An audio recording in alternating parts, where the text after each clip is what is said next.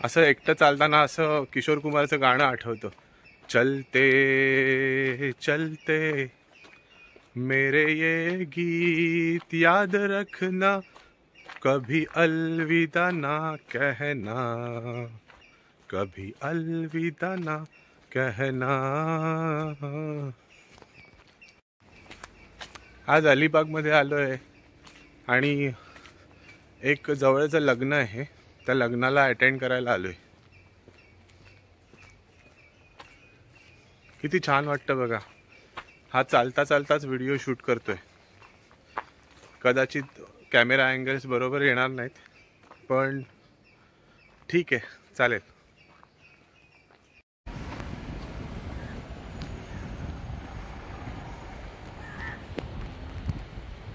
नमस्कार मित्रांनो, मी कोकणकर अभिजित आठवले तुम्हा सर्वांचं माझ्या यूट्यूब चॅनलमध्ये स्वागत करतो। आज मी आलोय आवास म्हणजे अलिबागमध्ये। तर माझ्या मागे तुम्ही बघत असाल तर हा आवासला समुद्रावर जाणारा रोड आहे आणि हा जो पुढे रोड आहे हा बंदराकडे जातोय। खूप सुंदर अशी हवा सुटलेली आहे आणि चालताना खूप मजा येते आणि समुद्र मला बोलावतोय, समुद्राची गाज मला ऐकू येते। तुम्हाला पण खूपच मजा येईल समुद्रावर, मला येणार आहे।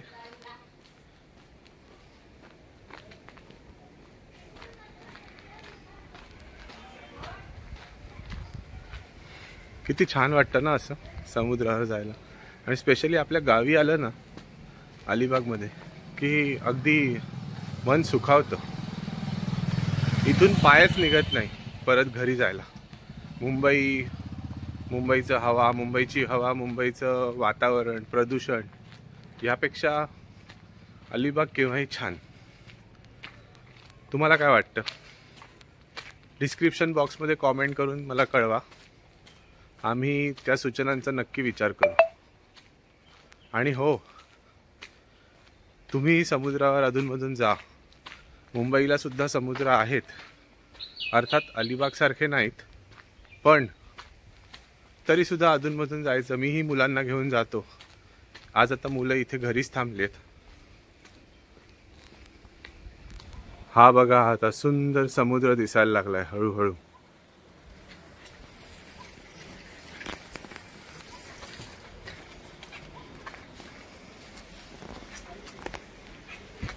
हा बघा, माझ्या पाठीमागे समुद्र आहे।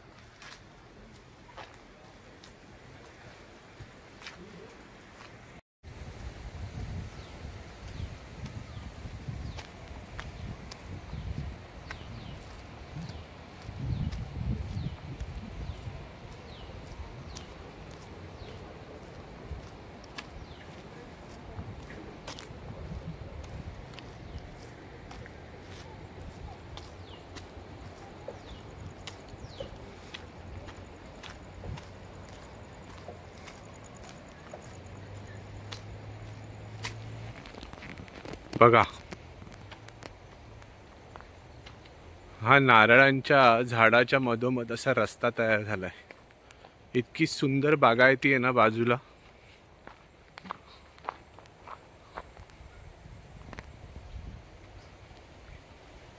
किती छान दिसतंय, दाटीवाटीने झाडं आहेत आणि त्याच्या मधोमध असा बीच आहे।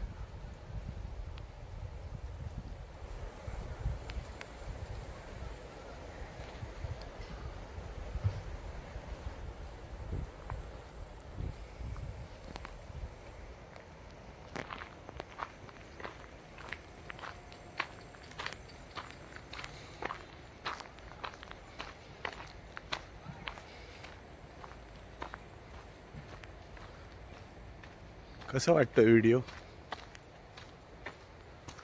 आवास कसं वाटतं आमचा आवास?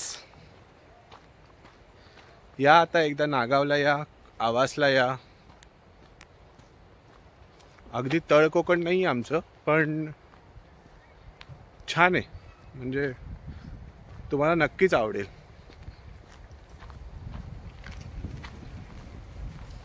इतका वारा सुटलाय ना बीचवर. तुम्हाला वाऱ्याचा आवाजही ऐकू येत असेल कदाचित.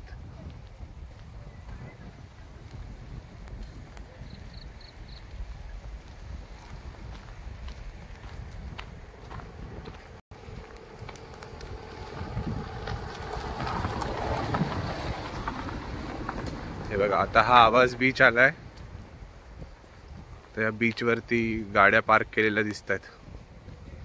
पर्यटकांची धूमधाम आहे. नाताळ सुद्धा तोंडावर आहे.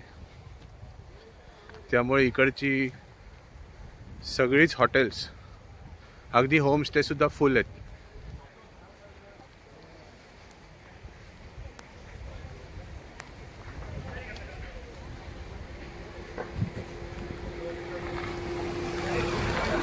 ही बघा, ही समोर वाट जाते, ही बीच कडे जाते. समुद्र किनाऱ्यावरती यायला सगळ्यांनाच खूप बरं वाटतं. मी काय अपवाद नाहीये. मलाही समुद्रांवरती भटकंती करायला खूप आवडते. आणि आमच्या अलिबागमध्ये तर वेगवेगळे समुद्र किनारे आहेत. म्हणजे आता किती सांगू.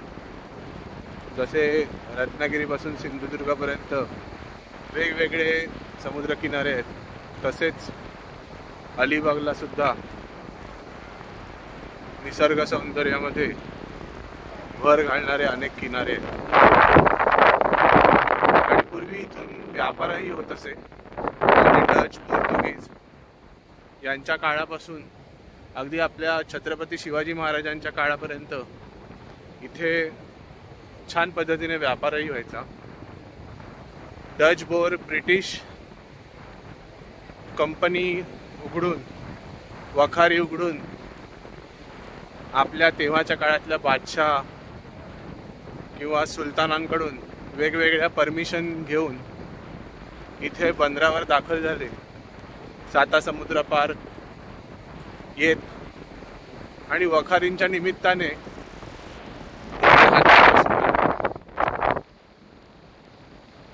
सुलतानांच्या काळामध्ये आणि नंतर आपल्याकडे दिल्ली सल्तनत बादशाह, जेव्हा औरंगजेबाचा काळ असू दे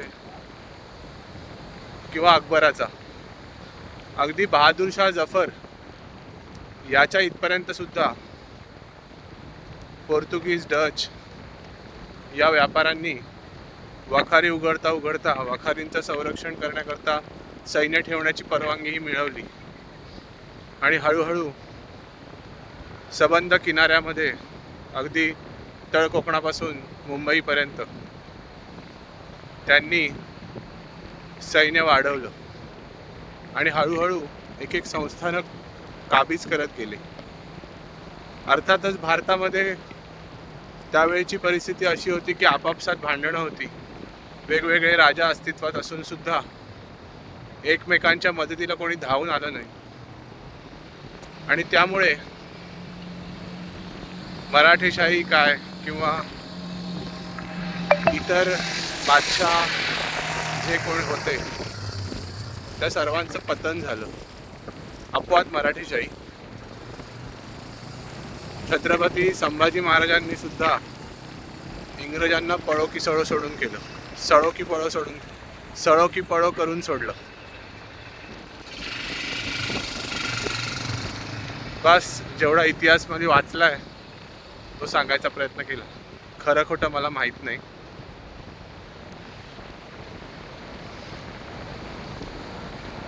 चला तर मग कसा वाटला हा ब्लॉग मला नक्की सांगा. डिस्क्रिप्शन बॉक्समध्ये लिहून पाठवा.